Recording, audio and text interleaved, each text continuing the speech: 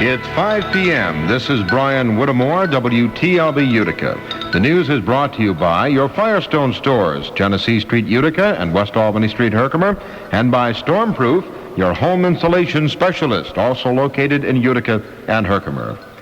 First of all, the news from Vietnam today. North Vietnam says peace is at the tip of a pen. But just when that pen will touch the end of the war document still is very much in doubt today. Hanoi announced yesterday, of course, that a peace agreement had been reached. 12 hours later, as you know, Henry Kissinger spoke for the United States. He basically confirmed the agreement, but said that another meeting, lasting perhaps 3 or 4 days, was needed to refine some of the sections. Today, the North Vietnamese delegation to the Paris talks said it is ready to meet again with White House advisor Kissinger next Tuesday in Paris. That's the day Hanoi says the treaty was originally scheduled to be signed. And today, Hanoi demanded again that the treaty be signed on that day, but the White House had no comment. Kissinger said yesterday that peace is at hand, but indicated it might be weeks, perhaps somewhat less, in coming. North Vietnamese delegation spokesman Nguyen Thanh Le in Paris said today, we quote, "Peace is at the tip of a pen," but he did not make it clear whether Hanoi is ready to negotiate parts of the treaty.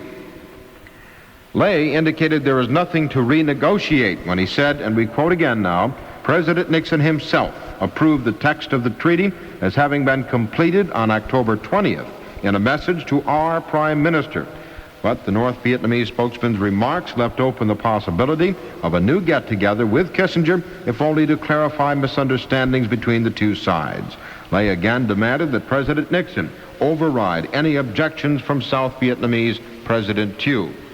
For his part, and he may well be the key part, Thieu was also talking about treaty signing today. Thieu said there will be no ceasefire in Vietnam until he signs the treaty himself. And this appears to be one of the things to be ironed out between Kissinger and North Vietnam, whether or not Thieu does sign. Thieu also countered the Hanoi-Washington peace plan with a plan of his own.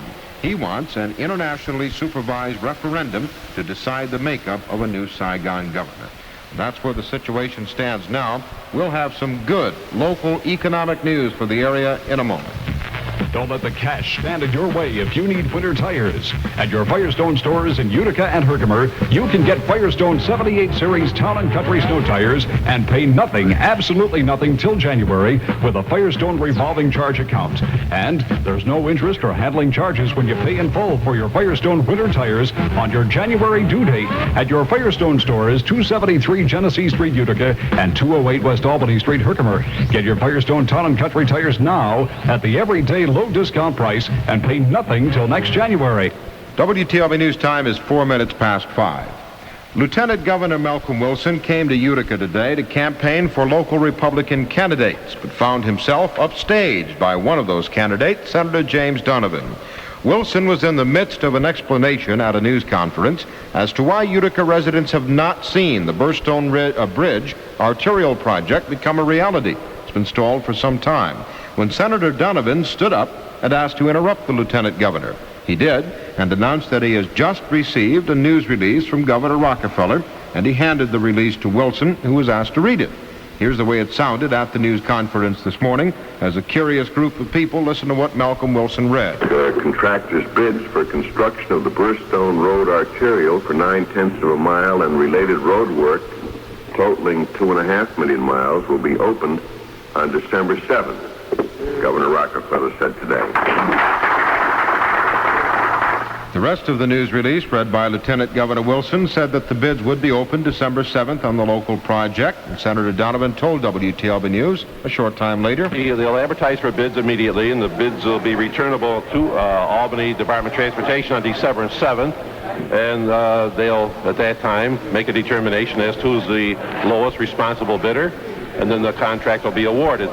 The department doesn't give out estimates anymore of the cost of these projects, but a little calculation would indicate that with the cost of acquiring the right-of-way, relocating the people, and the tearing down the old bridge and reconstructing the new bridge, we're talking about a project of about $10 million. Donovan said the project is now a reality, not a promise, and he told us that he expects construction on the Burstone project to begin sometime this winter and be finished in about 2 years. When it is done, it will connect with the Parkway Topics project, which is now under construction. Meanwhile, the Lieutenant Governor held his news conference, as we said. He held it at the new Oneida County GOP headquarters in Utica. Wilson spent the first 10 minutes or so telling of his close relationship with Oneida County. Although he's a resident of Yonkers, Wilson said that both his father and his mother were born in Oneida County.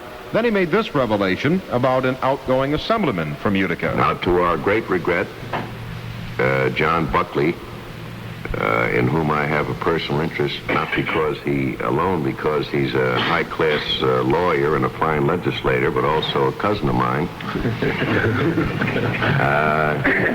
John decided to seek another office and did not succeed. And to his great credit, he is enthusiastically supporting the victor in that primary election, namely Don Mitchell. For his own part, Lieutenant Governor Wilson gave his endorsement to Mitchell and all the GOP local candidates and did some stumping for the re-election of President Nixon. A new industry opened its doors in Oneida County this morning. A. Lassa Panera and Sons Incorporated has just completed construction of a new facility at the County Airport Industrial Park. The company manufactures cheese products and has its headquarters in Goshen, New York. The company plans to employ 60 persons at the new plant in its first 6 months of operation. And Utica's Boston store is completing work on the new addition to its 3-story parking garage. The third floor will be adding 140 parking spaces for shoppers. It is set to be dedicated and opened next Friday. Mayor Caruso told WTLB News today that talks are continuing on the proposed Hilton Hotel project for Utica. City officials met with B&J Facilities, the company which wants to build the Hilton, and Dorman Associates, the company which may finance B&J today. And Caruso said the parties will meet again on Monday. Presumably, those meetings are taking place in New York. Dorman is also the tentative developer of the adjacent Project 1 extension in downtown Utica and wants to provide B&J the financing it needs if certain requirements are met. Mayor Caruso also told us today that he has given B&J a new deadline for completing its arrangements. He said that he must know one way or another from the proposed Hilton builder by midnight, November 7th.